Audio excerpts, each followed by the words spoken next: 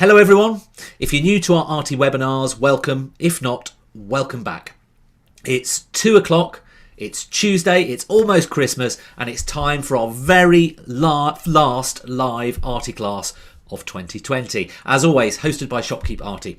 Our Tuesday 45-minute paint-along Arty classes have been attended by thousands of people around the world during 2020 and give you a concentrated burst of creative inspiration as well as an introduction to the artist's longer 2 to 3 hour workshop webinar coming up soon. As always, the artist and I can't see or hear you, and we have hundreds attending live. So if you want to ask a question, please type it on the Q&A section or in live chat if you're watching on our YouTube channel, and I'll put it to the artists for you. In addition to these free Arty classes and workshop webinars, we also host special Arty classes and other events specifically for our patrons who help support the work that we do. This week we've got a very special event happening tomorrow, Wednesday the 23rd of December at 3 o'clock in the afternoon UK time. It's our Christmas Eve party where, in addition to a light-hearted quiz and live music, we'll be joined by some of the world's best artists such as Graham Booth, David Bellamy, Jane Bettridge, Vlad Yeliseyev, Eugene Kiznichan, Keiko Tanabe, to name just a few. It's certainly something you won't want to miss. I expect to see all our long-standing members, but I'm also hoping to see our very recent patrons at the party as well. And this is my opportunity to use the button of thanks. So I'd like to say, let's see if I can press this on.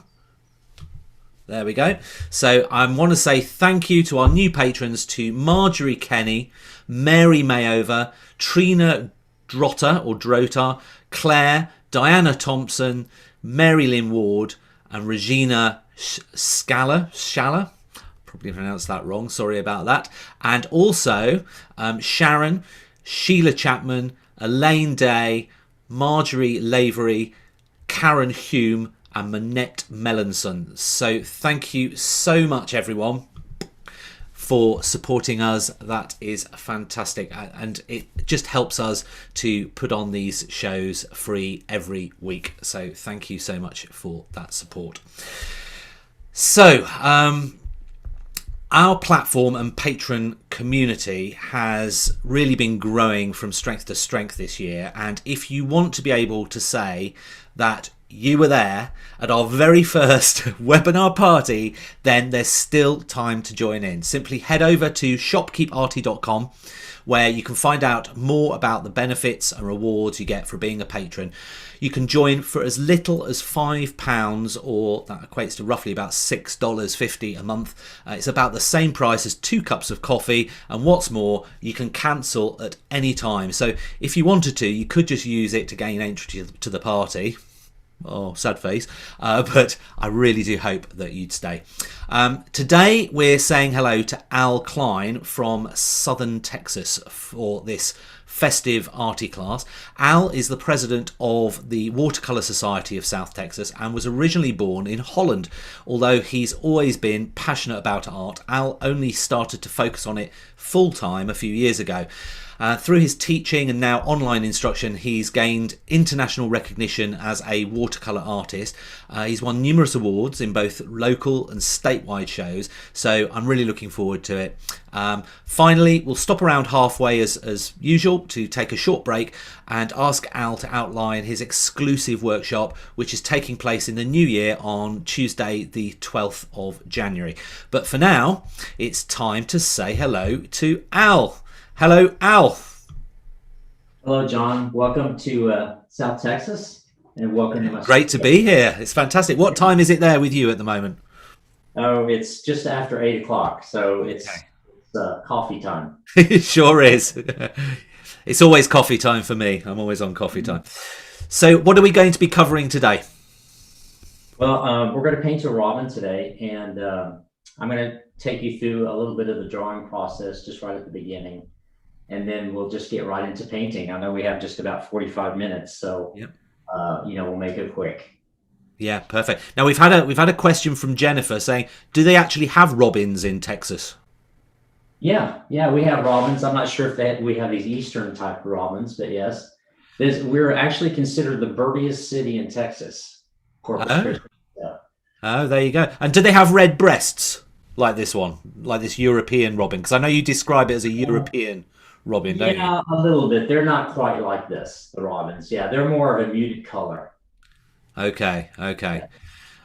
Brilliant. So we're probably being quite European then in this particular art class. So thank you for thank you for painting a bird you haven't seen many of. Yeah, I'm Great. used to painting seabirds, but this was fun to do. I've already Oh, done a little thank you. practice painting, so yeah, I'm going to enjoy this. I'm sure everyone else will too. Brilliant. Thank you. Well, let's crack on with it. Brilliant. Okay, so let me just start real quick. I did pre-draw this just to save a little bit of time, um, but I'm going to show you just real quick how I go about my drawing. And when I first began drawing, I did a lot of drawing in high school, and when I went back into it in 2017, I struggled a little bit because I hadn't drawn in so many years. So I got some drawing books and started learning basically how to draw again. But I find that, and I'll show you the photo, when I look at the photo or look at my subject, I'm always trying to look at it in form of a shape. And so these shapes are very easy because they're just circle shapes. So basically what I do is I start with a circle where the head is, and I try to get a kind of a proportional idea of the bird or whatever I'm drawing basically. And so I'll take little circles like this. And then once I feel that I have proportionally something close or dynamically close to the way it looks, and dynamics, I mean, in angles and shapes. In the upcoming workshop, we're going to do some drawing of dynamic shapes, and this is basically the same thing. You're using circles to get the dynamic kind of orientation of the animal. So basically, that's how we do it. And then we just start adding detail to our shape. Now, Al, is it possible that you could just press a little bit harder because it's a bit difficult to see the pencil Oh, it's hard marks to on see. the? Okay, I'm Yeah, sorry.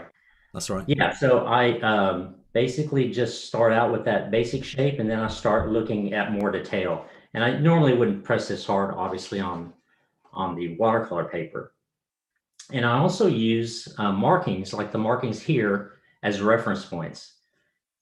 So I'll use this marking to kind of tell me where, let's say, the eye is going to be and other structures.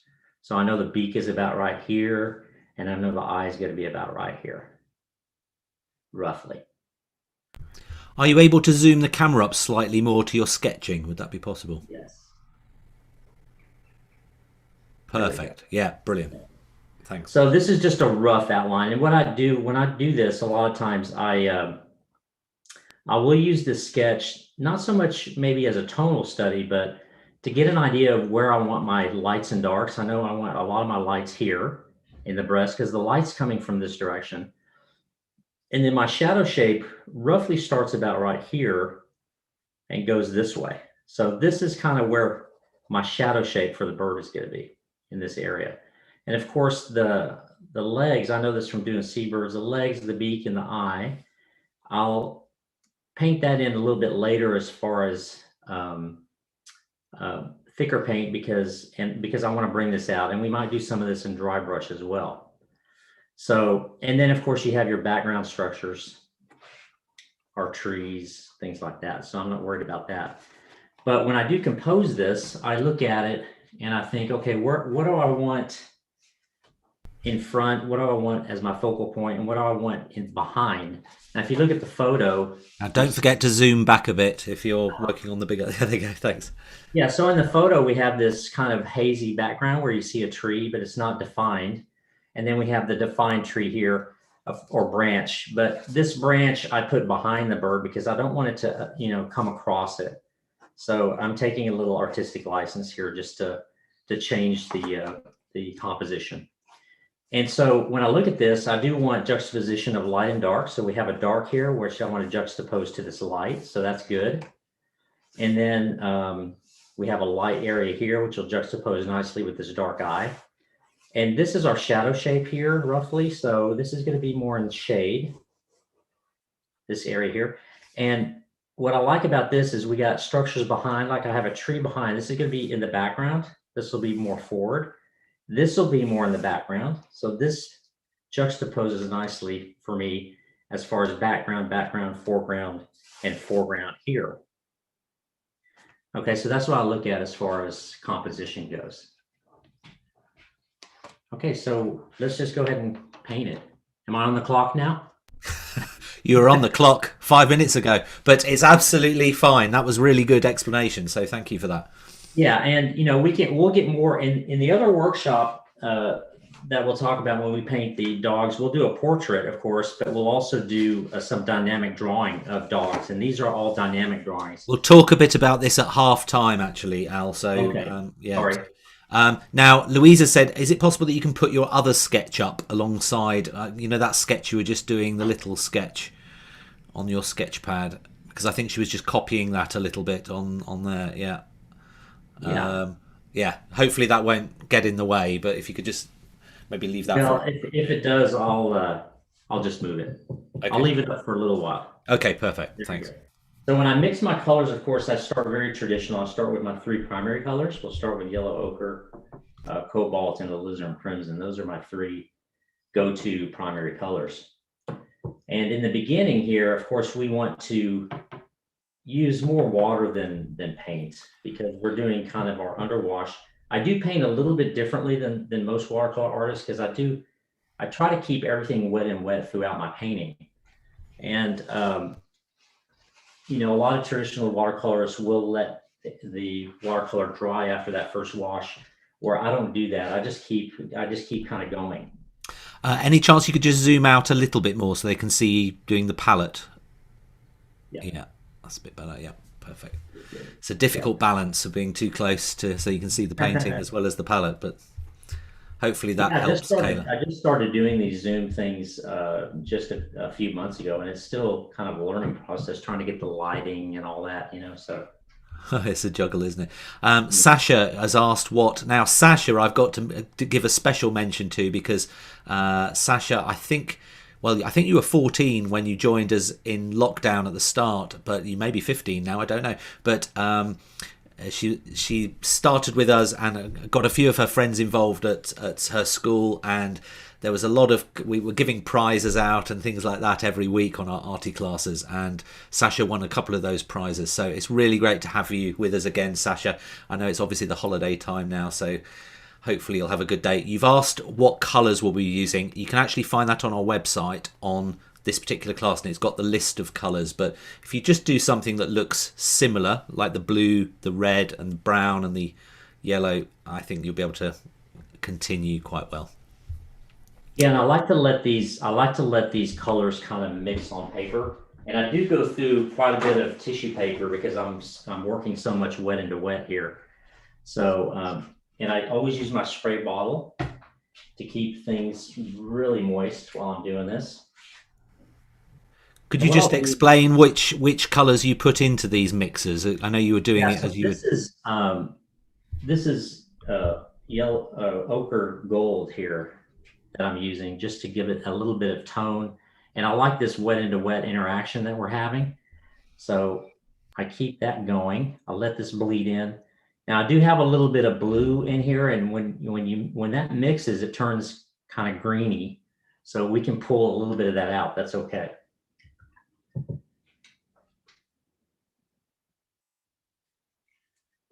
And I do lift a lot. I do move paint around a lot when I'm doing this kind of painting because you can get away with that while it's wet into wet. You can get away with a lot of moving, texturing, that kind of thing. So.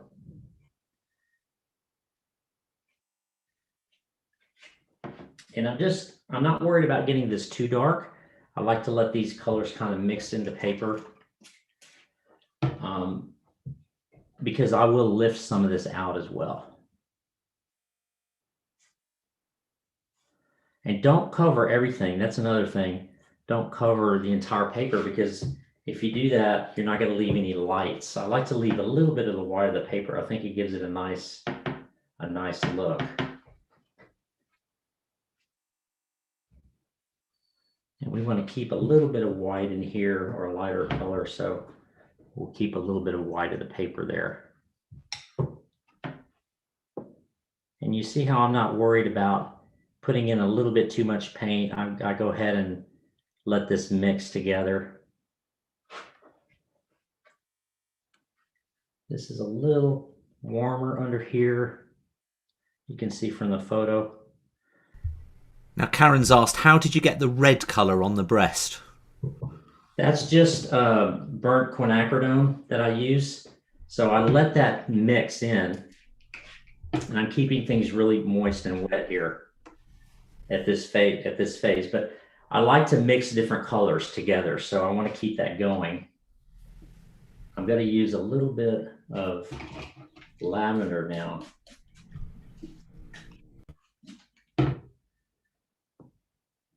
On the top. So the lavender I use to kind of mute my colors, and it helps a little bit here.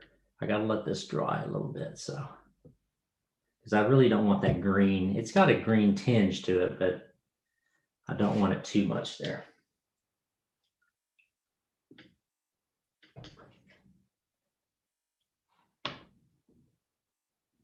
And this is quinacridone burnt orange. I really like that color. It just gives it a little bit of kind of a nice sheen when it dries.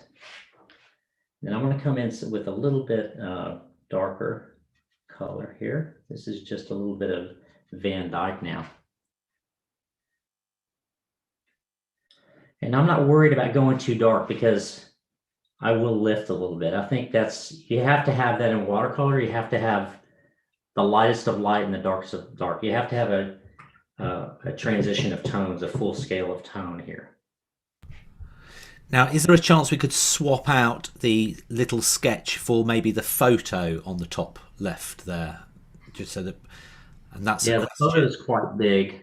Okay, yeah, no, I think that oh, if it can sit there, yeah, that'd be great. It's falling off, is it? Okay, don't worry.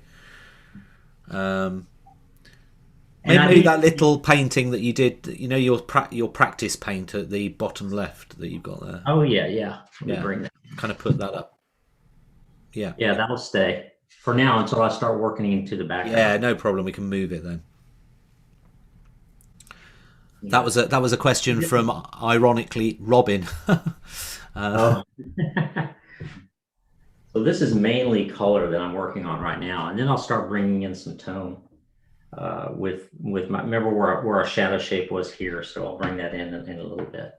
Now we've actually got another Robin asking, how do you keep the spray from creating blooms? Is it a timing issue?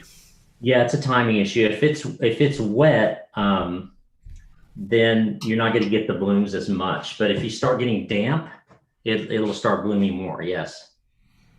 We've got a lot of robins watching us painting a robin. It's quite interesting. Okay, what I want to do now is start working on the background a little bit. I want to keep this wet now. And I like it. I like it to texture a little bit in this stage too. So I'm going to bring in a little bit more. I'm going to use a little bit of burnt sienna here, just to give it a little bit of red, more red or warmer colors here. And I like this transition between here and here with the lighter colors here.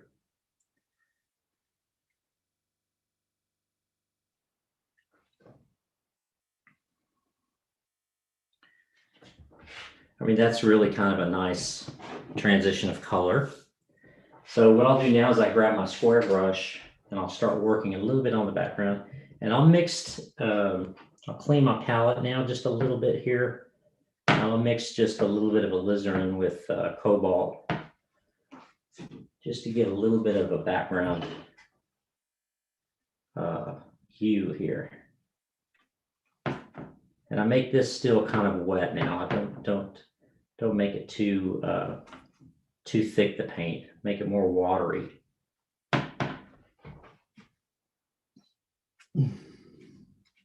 And when I do this, I like to pull some of this in, so because I like it to mix.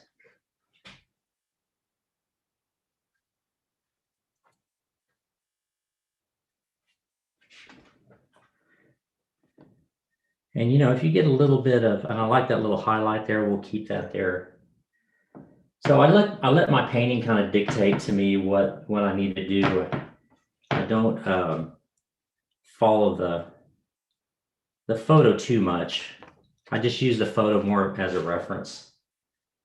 And I'll put a little bit of warmer stuff in here above.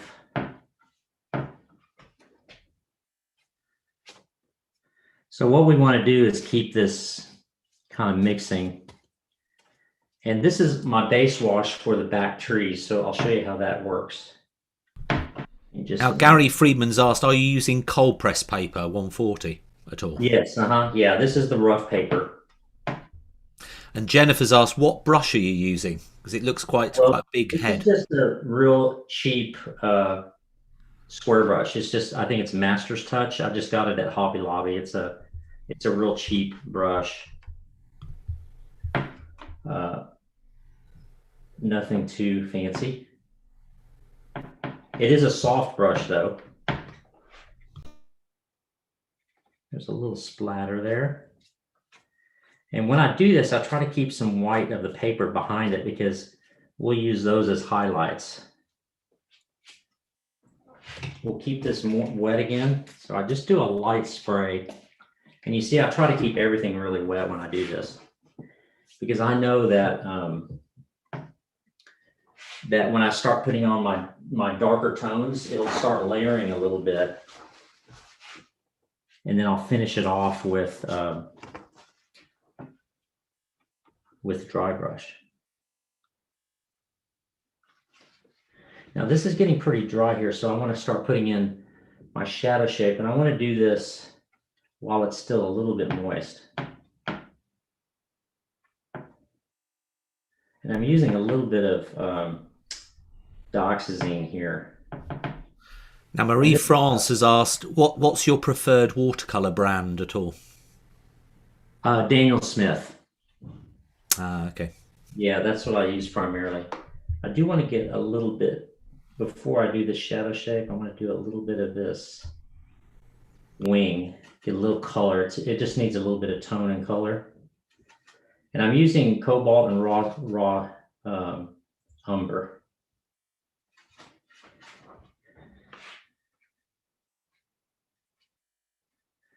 And I do want this to be lighter on top.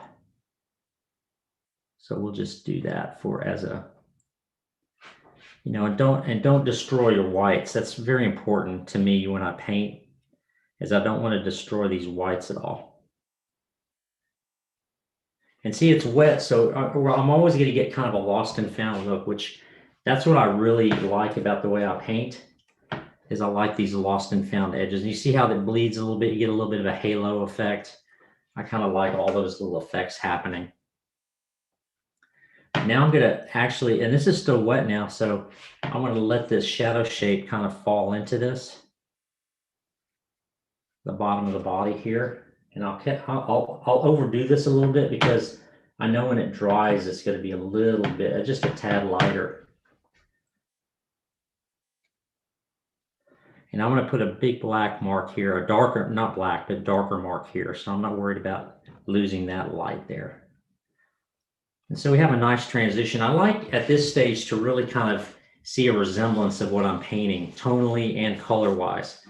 And so, and this is when I start adding a little texture and that kind of thing. Let's work on a little bit of the background though while we're waiting for this to dry now. And I'll get, because these are lost and found trees, keep this a little wet. You notice how I'm always spraying. I'm going to pull up a quick kind of green. So I'll use my quinacridone gold and my cobalt, and I get an instant green here. And I want to add a little bit of raw umber to give it a little darker tone. So I'm mixing 2 to 3 colors together. And then here's our background tree basically, and this should kind of disappear into the distance. See, it'll kind of wash out a little bit also with this one because it's wet. There we go. And then this tree here, this one's we're gonna do at the end, and I can give it a little bit of color now, but I'm gonna actually bring this one more forward at the very end of the painting. So, and you see when I paint, I'm always thinking like a chess player. I'm thinking two steps ahead. You kind of have to with watercolor. And this is a little bit more forward, so I'm adding a little bit more paint here. It's a little bit thicker paint. Marie-France has focused in on your paint palette there, Al. She's asked, yeah. It looks like it's got very nice large mixing areas. What brand is it, please? Oh, this is a Holbein. I use the John Pike a lot for my studio works, but I'm getting ready to start doing some plein air painting. So I'm going to break out the Holbein, which this has been sitting on the shelf for a while, but I use this when I plein air paint, this palette here. Yeah, it looks nice. And Kayla's asked, what did you mix for the greens out of interest? Just quinacridone gold and cobalt blue. It turns instant green. And I'm dry brushing this. I can tell where dry paper is. So, and I like a little bit of dry brush effect. And this will be more, let me wet this again. This will be a little bit more wet back here, and there's a little bit of dry brush there, which we can leave.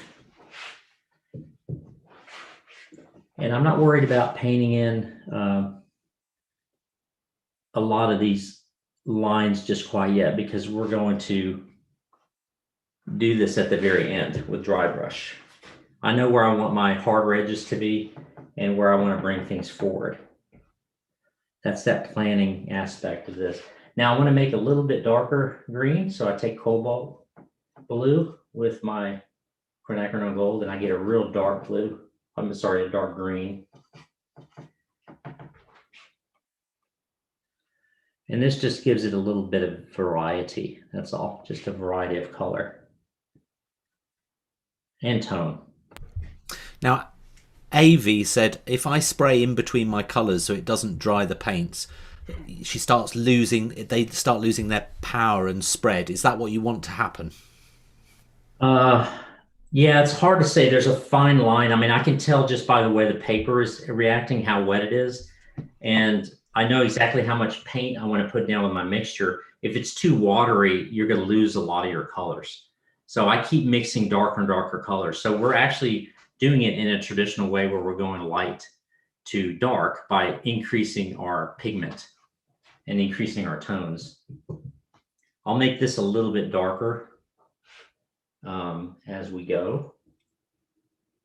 And see, I can keep doing this because it's still wet here. But I got to make sure that it's not too watery. It has to be more pigment than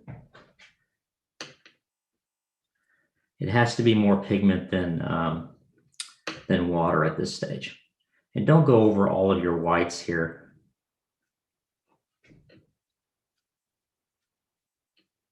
Just a little texture there. This is again the square brush. This gives us a little bit of feeling of maybe some hair, some feather work there. Okay, that's pretty good. Let me add a little bit of the berries. I want some of these berries to disappear in the background, so I'm just using a little bit of cad red here. And again, this has to be a thick mixture of about 70 to 90% pigment and just a little bit of water. And this needs to be wet. It's already drying pretty quickly. But you see how I kind of keep everything wet here while I'm doing this? And this gives these berries a little bit of a lost and found look too. And I'm just adding a few here. And don't go too dark with the berries yet, because we're going to add a little bit of tone to the berries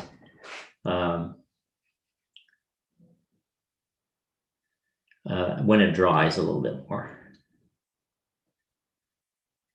How are we doing on time, John?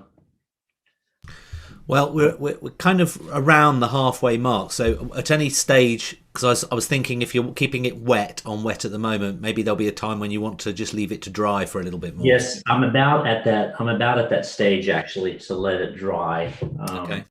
Okay. And I'll So talk about that. so shall we stop for that little halfway break now? Now, Marsha's just before we go to the break. Marsha's asked, "What do you mean by the lost and found look?" Well, lost and found you get when the paper is still wet and the paint spreads. When the paint kind of spreads, you get a lost and found look. It's not a hard edge; it's just kind of a soft edge. I think the best way to describe it, Marsha, is if you can imagine photos where it's really sharp focus with somebody, but in the background it's Right. quite See, this is fuzzy. background. Yeah, this is all fuzzy because it was done wet and wet. So is this. This is going to be brought forward when I start doing my dry brush and I increase the tone on that. So remember before when we were planning our painting, background, background, foreground, foreground. So this will all be more sharper. Yeah. But I don't want it to compete too much with our main player, which is the bird. No, exactly. Brilliant. Okay, so let's just have a little bit of a break now for Yes. at the halfway mark. We'll let the paint dry a little bit. How are you enjoying it? Are you feeling all festive? Have you got that festive feeling? We're only a few days away. Now, if you're watching on YouTube, if you wouldn't mind giving us a bit of a thumbs up on there, that would be great. It makes the artist really happy, but it's also really good for the YouTube algorithm, which means that it helps more people find this class and share the fun. By the way, while watching on YouTube, if you press the subscribe button at the bottom and then hit the notification bell, YouTube will then let you know when we launch other live webinars in the future, so you don't miss another one into the new year. So that would be is quite beneficial. Now, as mentioned at the beginning, this short class gives you a great flavour of what's to come in Al's proper online workshop. It's usually around 2 to 3 hours, and he'll walk you through a complete painting step by step from start to finish. It's both an immersive and relaxing experience, as there's more time and a lot less people involved in it. And we also actively encourage you to really get involved, and you can speak direct to the artist as well if you'd like to. Live events really are the best for improving your art and learning lots of the artist's tips and tricks. The price is just £35, or equates to about $47. We've got limited spaces on the workshop, so if you are interested, I'd recommend that you sign up and book it into your diary today. So Al, let's just have a little chat with you and just kind of explain, maybe if you wouldn't mind, what you plan to do in your 2 to 3 hour workshop. Okay, so we're going to do two things in that workshop. One is we're going to do a dog portrait, and let me just move my painting just for a second. Yeah, you don't want to get all the paint on it. Yeah. And so what we're going to do is we're going to do something like this. We're going to do some portrait work. This isn't pen and ink one, but we're going to mainly do painting with drawing, okay, of a dog portrait. And this technique is very similar to what I was just talking about. I'm doing a lot of wet and wet. These are all wet and wet paintings. This is one that I did for a recent workshop. And I want to show you how to get some of this texturing, how to get some of these tones in here, wet and wet, and give it that really nice look. So we'll work on that. We'll also do, like I talked about earlier, we'll do a dynamic painting of a dog running. And these are some dynamic paintings that I did. And I want to show you how to draw dynamically as well, because there is a way to draw where you can get the action of the animal. And again, this is done by just doing circles and getting your lines, your perspective lines, along with all your shapes. Yeah, and brilliant. These are just quick examples. We won't do any racing dogs, but we'll do some dogs that are actually running. And I already sent those pictures off, those reference photos. So we'll do two paintings. We'll do a portrait type painting and then a dynamic painting. Wow. So 2 workshops for the price of one. There you go. Now, Jennifer's asked, what quality paper is your sketchbook? Okay, I have two different sketchbooks. So this one is just a very simple, I can show the just a sketch overhead. copy. It's just, yeah, here we go. This is something I picked up at our local grocery store. It's just regular, all it is just regular paper. That's Yeah. all this is. Okay. But I also have this one that I like to paint in, and I call this sketch painting. Okay, these are all sketch paintings that I do. And most of these sketch paintings that I do are all on my YouTube channel. You can actually see me paint these sketches. Okay. But this is from handbook, and I don't know if you can see that. Okay. It's handbook, and I think it's an American company. It's made in Kansas, Missouri. I love their paper. Their paper is actually 90-pound paper. This is not 140, and it acts a little bit almost like warm press or hot press, because it does kind of it doesn't absorb as much as the 140 pound. It's not as absorbent. So you get a little bit of more running, and I can actually texture more on this paper than I can on the 140. Yeah. And Kayla's asked, what was that larger black book that you had out? Oh, that this is actually, They've got eagle eyes, these attendees. You can't. This is my scrapbook, basically. Oh, is it? Okay. These are a lot of paintings that I've sold and did, and these I did in my first and second year of painting watercolor, and I was into painting a lot of seascapes, boats, and things like that. And I just did a lot of sketch work. So this is kind of a scrapbook where I kept things, that I've done along the way in my learning process. I went through a process of doing ink and watercolor, and basically this was just to reinforce and develop my drawing skills. So I found out very early and realized very early by some good advice from some great watercolor artists that I should work on my drawing. So I did that in the beginning and just really concentrated on drawing. This is a plein air sketch that I did when I was in San Antonio at the Pearl Brewery. And this got turned into a larger painting. And this is a tonal study, so I went through all the normal stuff that everybody goes through as far as, learning how to paint. And I like to keep these little sketches just to remind me of where I started in my progress. Yeah. And I did it in Florida when I went to Disney World. I just did sketches of birds, went back to my hotel room and painted these in the hotel room. So that was a lot of fun.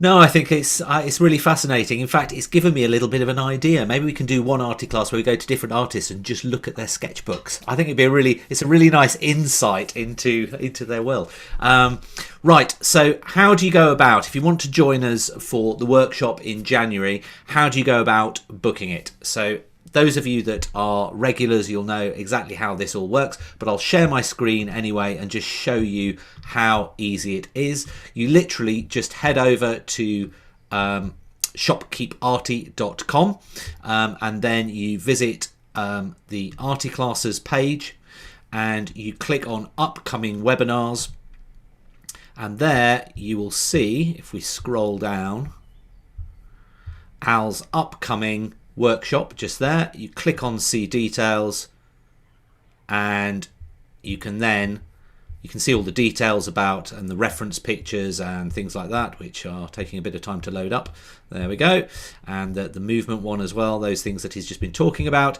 And then you click on this link here and it will open up his online shop where you can purchase the webinar ticket. And if you can't particularly make that date on the 12th of Jan, you can also pre-order the video, which has two prices.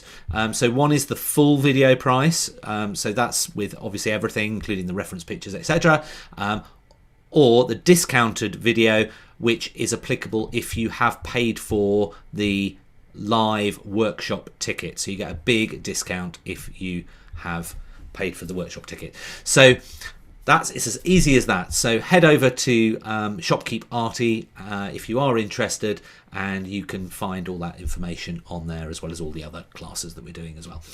Right, now let's head back to Al. We'll go for part 2, and we've also had quite a few questions coming in, some inspiration from some of the sketchbooks that we've been looking at.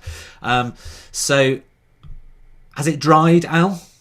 Yeah, I'm doing this now because this is the time to do this. The etch work. I really incorporate etch work into my paintings as well.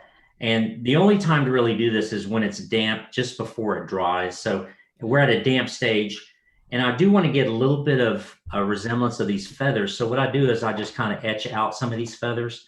But here's the trick: is don't do everything like this. Just make a suggestion of some feathers, and that's all you have to do.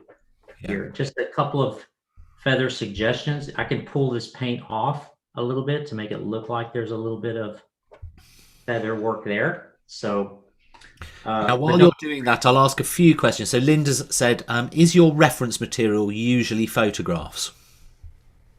well, for this kind of work, yes, and for my practice work, yes, I do a lot of reference, and I do a lot of commission work too for people who've seen my dogs and they want me to paint their dogs. So they send me photos, usually a few different photos, and I pick a good one, and it gives me an idea of the character of the animal, and then I go ahead and paint from that. So Yeah. yes. And Trina's asked, which artists influence you? Oh, we're getting into the deep questions now. Deep questions. Well, Tony White asked me this in a podcast, and I said, well, really, when I look back at it, I was really impressed by the Impressionists out there, like Joseph Herman Peck Pekel, some of the Australian Impressionists. Also, Vlad, he's a good friend, and I took my very first plein air workshop with him in Florida. So all of these artists influenced me to go in the direction of Impressionism. And so I like to paint all my paintings in an impressionistic style. I'm not a realist, so this is the direction that I took as an artist. So I think if I could give anybody advice, that would be it: is find out which direction you want to go into as an artist, and stick to that track, and take as many workshops, read as many books, look at as many videos as you can to reinforce that style. Right, brilliant. Great advice. Thank you. Right, let's go back to the painting. And Yeah, it's not completely dry yet. I'm going to go ahead and I'm going to give it a little spray, because what it does, it'll kind of texture and model this. This is where you get the cauliflowers that someone said earlier. yeah, But I kind of like that effect in my work, because it does give it an impressionistic style. And while this is still a little bit damp, I'm going to go ahead and start on these smaller detail work. I never really let my paper completely dry unless I'm doing dry brush work. So in this phase of my painting, I'll take much deeper pigment, and I'll still mix my colors. I don't ever try to use one color specifically. I always try to mix my colors, because if you have one solid color, to me, it looks too much like you're coloring, doing a coloring book. So to me, I like to mix the colors together to give me different variation of color and tone. And of course, I try to match this to what I see. So there's always a good adage there, always paint what you see. And that should also be paint the colors that you see. So I know here on this beak, it's a little on the purple, bluey side. So I stick with that color.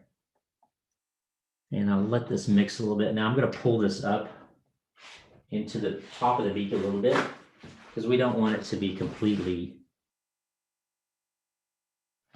There we go. Okay.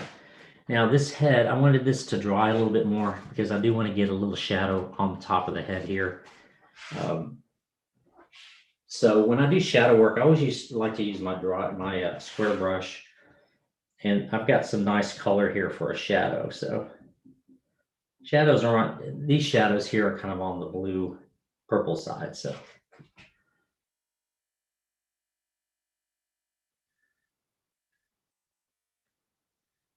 there we go, just like that. And if you can get a little bit of hair in the shadow, I'm sorry, not hair, feathers. I say hair because I've been doing so many dog portraits. And this needs to be a little bit darker. I'm going to add a little bit of yellow ochre to it because what that does, it turns it gray. And I want a little bit of gray, a warm gray up here. And see, it's still a little bit wet here, so I'm getting a little bit of tone there, but not as much as I'd like. There we go. And I'll pick this out just a bit when it dries. Okay, so let me go back to the detail work, and we'll work on the eye a little bit. And the reason I let it kind of, I don't do it when it's completely dry because I do want it to bleed in just a little bit if it wants to do that. So this is really dark here, this eye, and I'm going to leave a little bit of white for the reflective aspect of this eyeball. And see, I just put the paint in there, and then I have this little brush that I can flip around. This came out of a little travel palette, and it's got a nice Quite clever. I like that. Yeah, it's got a nice. Linda's asked, do you try to get a transparent effect with your? Not as much as I like, I guess I could say, because I paint so heavy with pigment. That's why I started blocking out things, and we'll do that in a minute. We'll do a little bit of blocking out here, and I'll show you how I do that. And then some of this will come through. Some of the other, this is a little bit darker in tone. There. I mean, we're pretty close to getting done here. I'm gonna have a little bit of detail work on this wing too, on here. And this has to be really thick paint. I'm using a number 10 round. I'm using Vlad's brushes because we just had a workshop with Vlad here at our Watercolor Society. That's another thing I want to mention is that we do watercolor workshops here in South Texas. And after I became president, I tried to bring in some of these really good artists, you know, to do workshops and teach. And we've had Michael Holter here, we've had Vlad here, and we're going to have Andy Evenson and Frank Eber come next year. And also Eugene Gorian from Moldova is going to come. I've already talked to him. We hosted him last week. Yeah, he was supposed to come this year, but because of the lockdown, you know, nobody left Europe. No, exactly. So I'm adding a little bit of dry brush here. We can't leave even if we wanted to in the UK at the moment because countries seem to be banning us from flying into their countries at the moment. Yeah, I know. Isn't that that's amazing? I know. Somebody told me the other day that you guys were on lockdown again. Is that true? Yeah. Well, our scientists seem to identify a new strain that probably is everywhere, but we seem to be very open about it, and other countries have used that as a great opportunity to ban our flights. So you don't know all the ins and outs of it, but now we won't get political. But Marie France has asked, where in South Texas would these events be, and how can she get information about it? Well, go to our website. We have a website that I put together for our Watercolor Society. It's at wsstx.org. I don't know, maybe we can send we'll send a little thing about it on our wsstx.org. That's our South Texas website. You know, it's interesting when I came into as president in 2018, we had very little watercolor activity going on. I kind of came into a watercolor society that had been a little bit inactive for quite a number of years.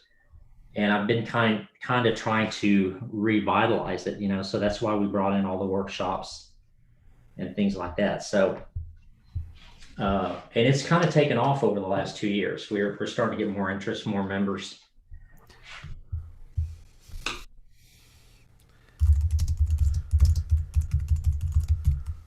This we want to lift out a little bit. And now, Robin just asked, what was that white you just used? You used a white a moment ago. Oh, this, yeah, and I do a lot of that. At this stage, I start putting in white gouache. and I'll let this mix. Matter of fact, what I'll do is and I do this with lavender a lot of times, and I'll do it with whitewash since this is kind of a Christmas theme. But what I'll do is I'll take some whitewash and I'll let this kind of mix in my paint. This is still wet, and you can see how it mixes in. What it'll do, it'll mute some of the color as well. And it gives it kind of a nice effect. I know we're getting close to getting done. What I want to do is show you how I bring in the foreground tree. And I'll do this really quick. I'll take basically pure paint with a spatula. And again, I try to mix some colors here. Never use one color. If I can get enough on here.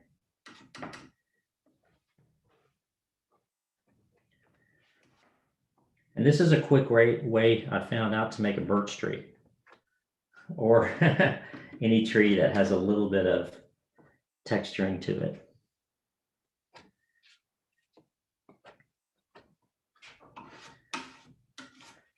So you see, and always try to go along the line of the tree, of course.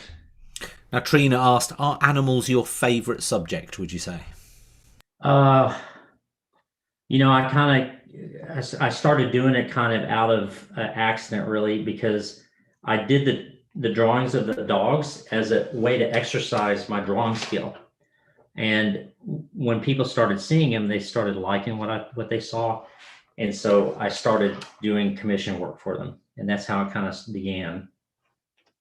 But yeah, I would say I like painting pretty much anything. I paint a lot of boats here because we live in South Texas. We're on we're on the water, so we have a lot of boats that are here. And boats are another favorite subject of mine. So this is pretty good. What I do now a lot of times is I'll take my blow dryer just to speed it up because we're probably running out of time. How much time do we have? Yeah, no, we're pretty much at it. You've timed it incredibly well, Al, for our last arty class of the year. And see, I'm just adding gouache. See how that mutes some of the color, and it gives it some character too. And since this is a snow scene, this is what we have. Now, another thing you can do, just now that palette knife that you were using for the branch and everything, could you? Yeah, this is a Langnickel K4 spatula. I think these palette knives are what a lot of oil painters use, and it's just basically a palette knife is all it is. Yeah, I thought when you were doing that flathead brush, actually, your technique there was quite oil painty. Doing the different angles. Have you done? I've had some people tell me that, some of your stuff looks like oil, like an oil paint. Yeah. But and I'm just adding a little bit of calligraphy. Calligraphy work is always an interesting thing. It adds so much to your paintings. But see, we did exactly what I wanted to do in this painting. I brought this forward, like we said. I pushed this leaf and these berries back. Now, if I had a little bit more time, I'd make these a little bit more detailed because I want to bring those forward.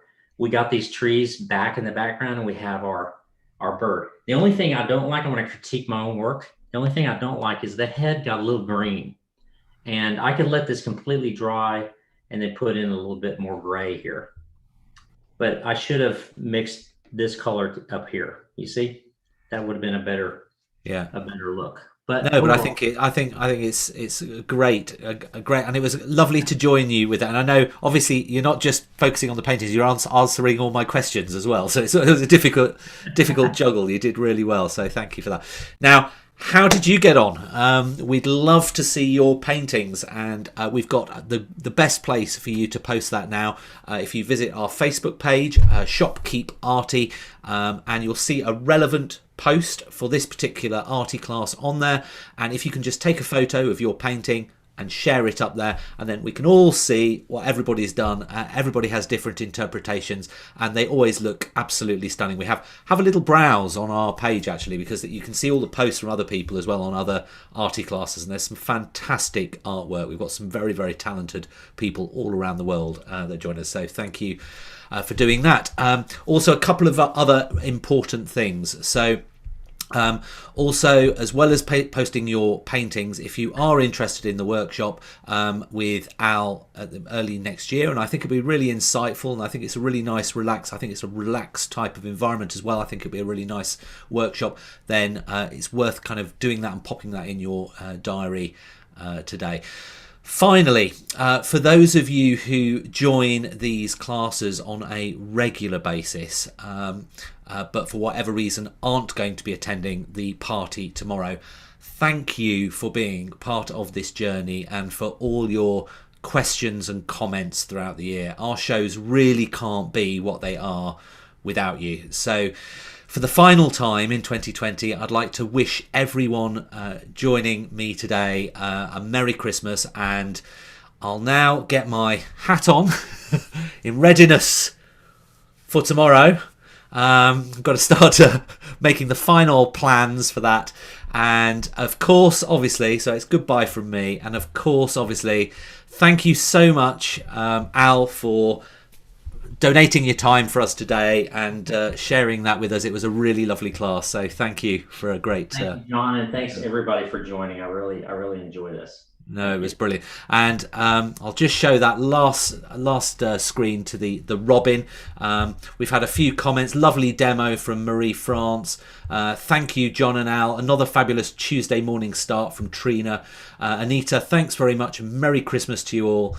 Linda, John, I thoroughly enjoyed this. Thank you and Merry Christmas. Happy holidays to you all. Sasha, thank you so much. I really enjoyed that and I hope to join you again in the new year. Merry Christmas. Merry Christmas, Sasha. Thank you from Anonymous. Christine, thank you, John. You've brought me back to art. Well, I'm glad I've achieved it. Well done. Kayla, thank you. Bobby, my first bird is ugly. We'll do more during the break. Thanks so much. Great class for watery texture. Al from Judy, thanks for a great demo. Jane, thanks, great demo. Have a safe Christmas. Thanks so much from Linda Ford. Susie, great fun. Love you, Robin. Merry Christmas. Marsha, thank you all. So thanks so much, everybody. We've had a great time. And until the new year, and to those I'll see tomorrow, it's going to be great fun. Really looking forward to it. So I'll see you there. Take care.